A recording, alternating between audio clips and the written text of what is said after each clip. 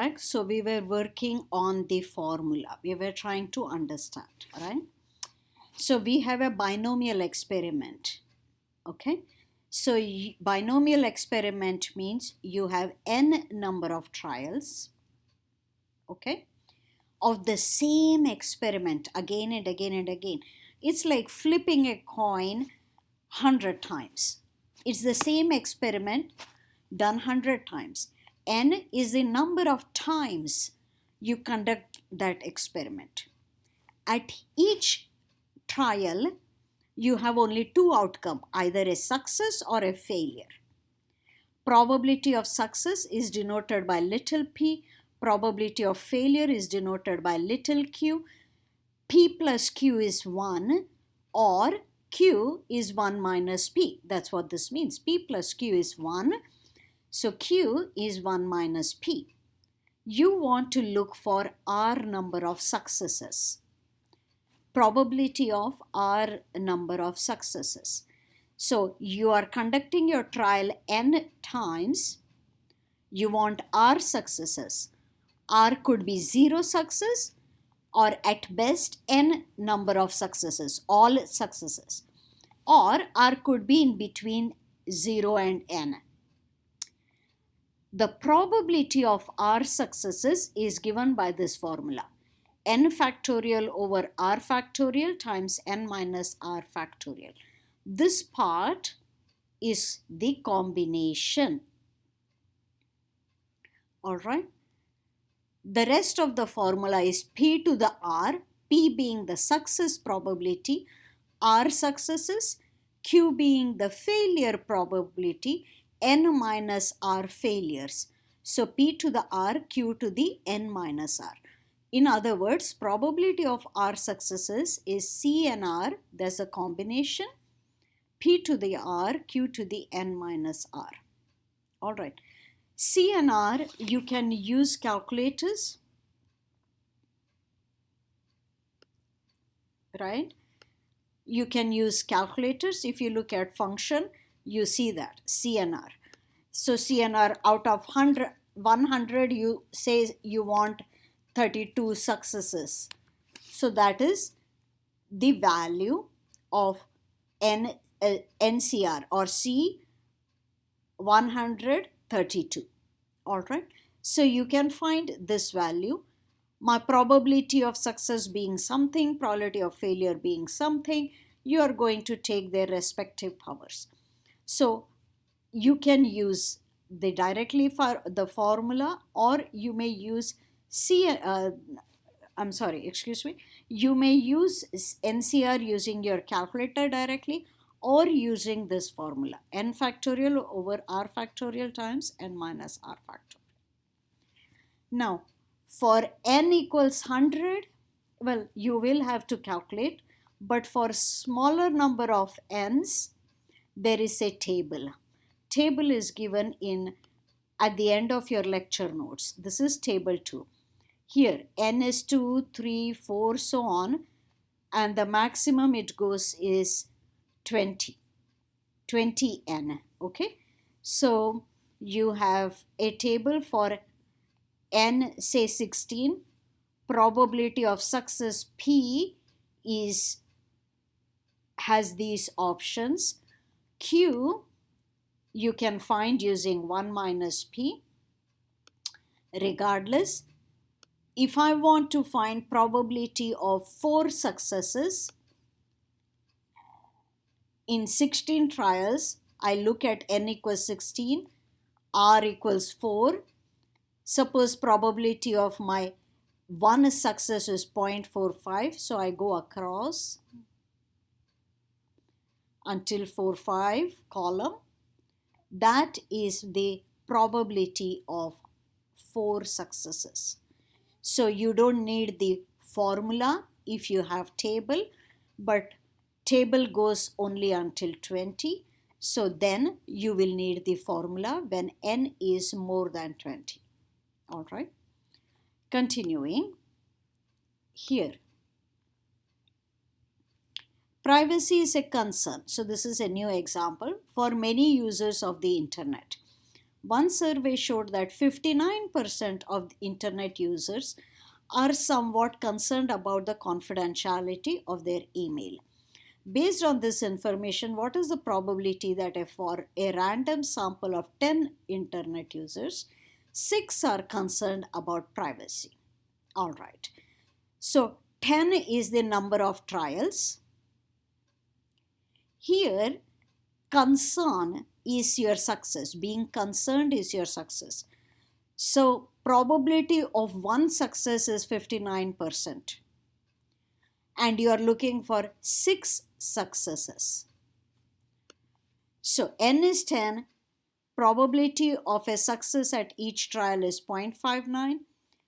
Therefore, Q is 1 minus P.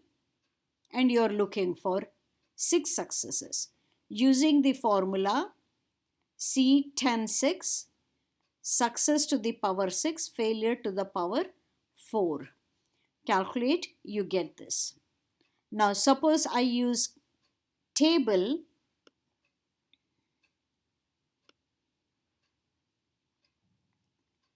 I'm looking for 6 successes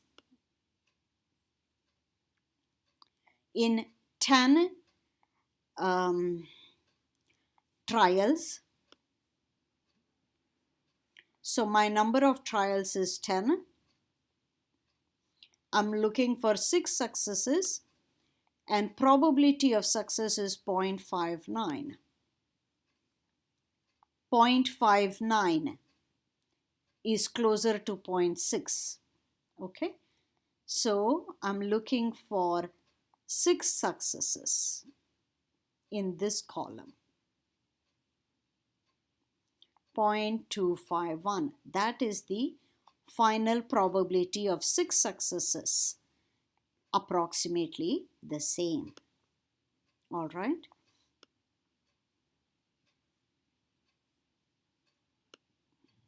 Okay. Many calculators have built-in combination function. Okay. NCR. You can use NCR. Okay. So 10CR is written with 10 first, NCR button, then 6 next. Okay. This is one approach. All right. Using a binomial table, in many cases, we will be interested in probability in a range of successes. For example, if n is 6, p is 0.50, I want probability of 4 or fewer successes.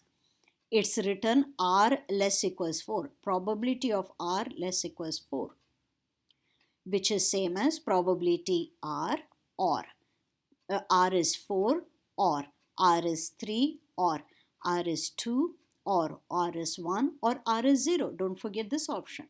So you want to find the probability for each r and add them all up. Now here you can use your table. Looks like I have, there you go. That's my table. So I have 6 trials. That's 6 trials. Probability of success is 0.5. So let's look for the probability of success to be 0.5. That's the column I'm looking at. So these are my probability of various successes. So less equals 4 is, this is 4, this is 3, for 2, for 1 and for 0. So I need to add these numbers here until here. Okay, let's see what the textbook says.